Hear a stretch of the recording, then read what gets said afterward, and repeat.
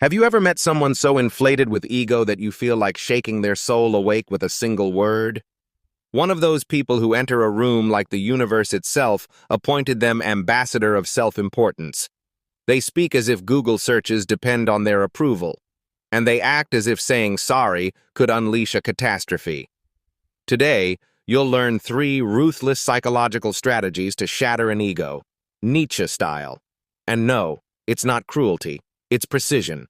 Let's go. Technique 1. Indifference, the silent destroyer. Nietzsche said it best.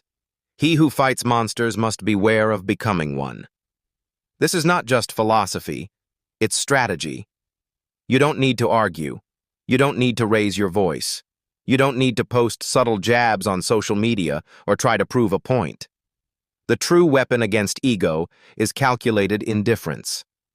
Egocentric people don't seek love. They don't crave respect. They don't even need your agreement. What they hunger for is attention. Your reaction, your jealousy, your anger, your admiration, anything that shows they still exist in your world. That's the fuel that keeps their inflated sense of self alive. Cut it off and watch the collapse. Indifference is more powerful than confrontation. Confrontation feeds them. Arguments give them a stage. Every rebuttal, every counter, every sharp word is like adding wood to a fire. But indifference? That's the cold wind that snuffs it out. When you master it, you wield a weapon more lethal than any insult. Their ego falters. It stumbles. It freezes. It collapses silently, awkwardly, powerless. Picture this. Someone flaunts money, flaunts achievements, flaunts connections, flaunts followers. You don't compete. You don't show envy. You don't try to prove yourself better. You simply nod. A flat, good for you. A polite smile. And you move on. Like they just told you what they had for breakfast. Nothing more. Nothing less. That's all it takes. No drama, no fury, no performance. Just calm. Just clarity. What happens in that moment is devastating for them. They realize they are no longer the center of attention. The world doesn't revolve around them. You are not reacting. You are not giving them fuel. And ego, as fragile as it is, begins to wither. The very thing that made them feel alive, important, untouchable, it disappears when you refuse to feed it. This is subtle, but it is ruthless. You don't destroy with fire. You destroy with silence. You don't fight. You detach. Their grandiose stories, their boasts, their carefully built facade, all of it becomes meaningless because your mind is unaffected. And egocentric people cannot handle that. Remember, ego is oxygen. Attention is oxygen. When you withhold it, even for a moment, you cut the thread that keeps their self-importance alive. They are forced to face themselves in a way they never wanted. They are stripped of their power over you without a single word being raised. Indifference is not apathy. It's not weakness. It's a calculated form of strength. It's being so centered, so grounded, that the drama of others simply passes through you. You don't react. You don't invest. You don't allow the world's noise to disturb your calm. That is mastery. That is power. And when executed correctly, it leaves the most arrogant, loudest, most attention-hungry people confused, frustrated, and quietly defeated. The key is consistency. One act of indifference is a spark, but repeated, unwavering indifference is a hurricane.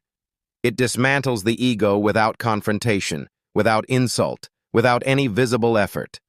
It is the silent destroyer, and it works because it bypasses the ego's defenses entirely. By the time they realize what is happening, it is too late. Their world has shifted. They are no longer in control of the narrative. You are. And that, more than anything else, is true power. Technique 2. The lethal question. Exposing the ego silently. The most devastating way to dismantle an inflated ego is not through anger or confrontation, but through precision. You don't shout, you don't attack, you don't try to overpower.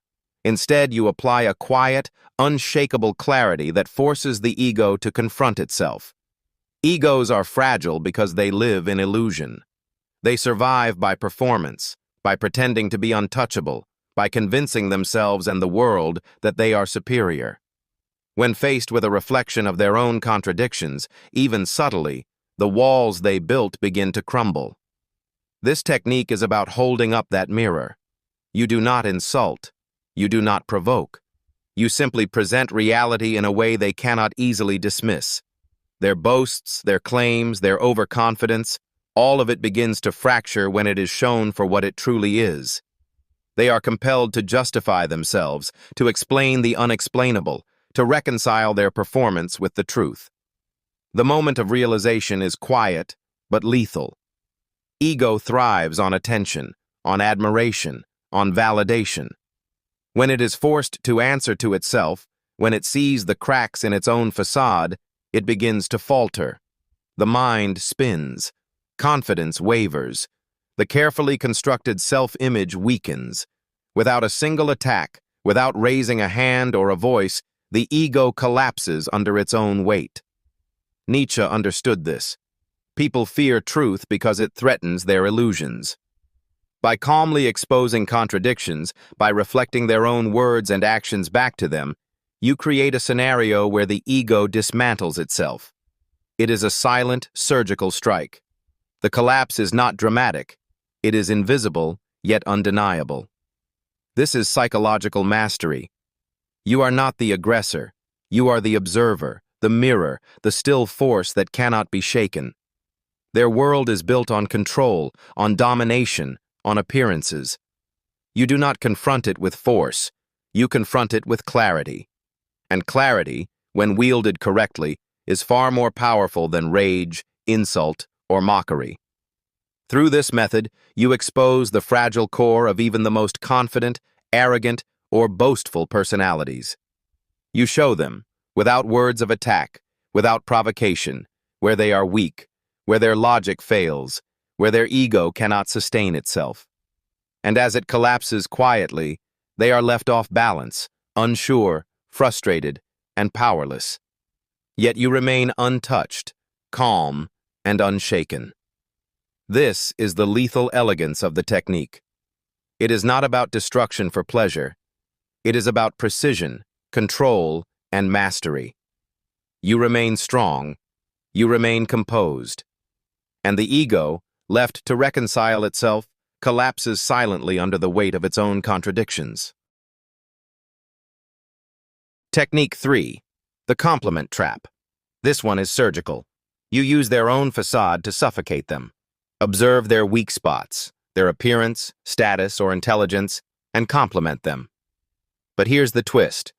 Overdo it. Make it public. For example, amazing confidence for someone who never finished college. Truly admirable how effortlessly you speak about yourself without pause. Your ability to talk non-stop about your achievements is impressive. No attack, no insult, just a mirror of their weaknesses dressed as praise. The mind spins. Did they genuinely mean it? Or is this how the world sees me? Ego lives on performance, not reality. Expose that performance subtly, and their carefully constructed persona begins to crumble. Nietzsche said, "One must still have chaos within to give birth to a dancing star." This tactic creates exactly that chaos. You become the reflection they never asked for, but desperately need. Ego is fragile. It wears a mask of security, but inside, it's hollow. The most effective way to dismantle it is precision, not rage. Calm, steady, accurate. Any ego that provokes you owns you. True mastery is training the mind within, so that nothing outside can shake you. Once you can control your reactions, you control every room you enter. But remember, protecting your ego is just as vital. If you're easily offended, if opinions define you, your ego is as weak as theirs.